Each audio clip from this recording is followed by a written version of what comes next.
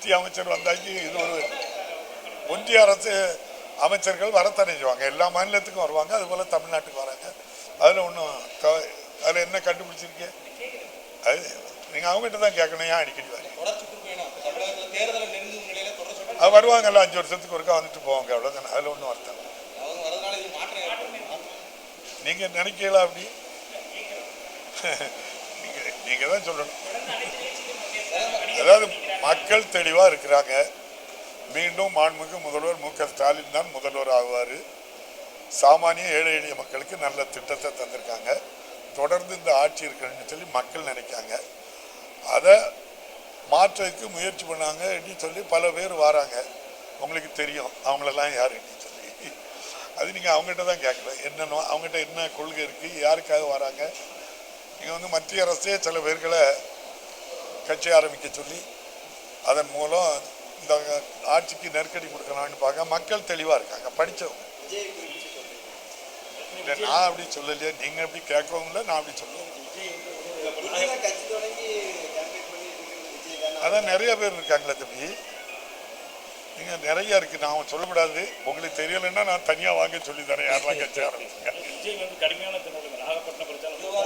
திமுகவுக்கு சவால் பேசுறாரு. அது நம்ம இலங்கை தமிழர் பிரச்சனை பார்த்தீங்கன்னா திமுக கடிதங்களோட சரி, அதில் ஒரு நாடகம் தான் அவங்க போடுறாங்க. அதில் மக்களின் பக்கம் நாங்கள் தான் இருக்கோம். அப்போ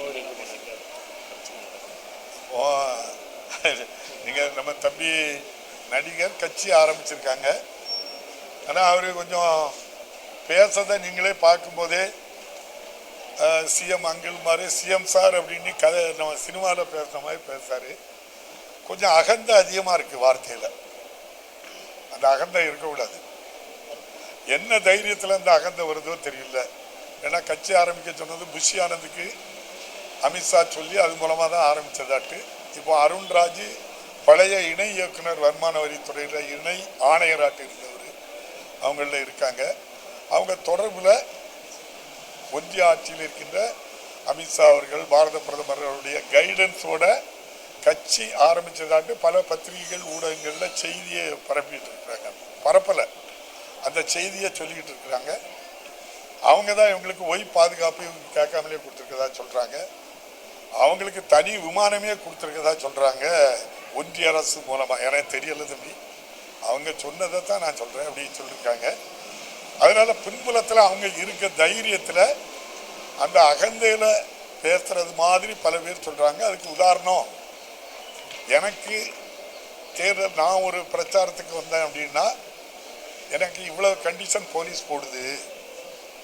மாண்புமிகு பாரத பிரதமர் ஐயா மோடிஜி அவர்களையோ ஐயா உள்துறை அமைச்சர் அமித்ஷா அவர்களுக்கோ இப்படி நீங்கள் கண்டிஷன் போட முடியுங்களா? சிஎம் சார் போட்டு பாருங்களா அப்படின்னு சொன்னதுலேருந்தே தெரியுது அவங்க தான் இயக்குதாங்க இவரை.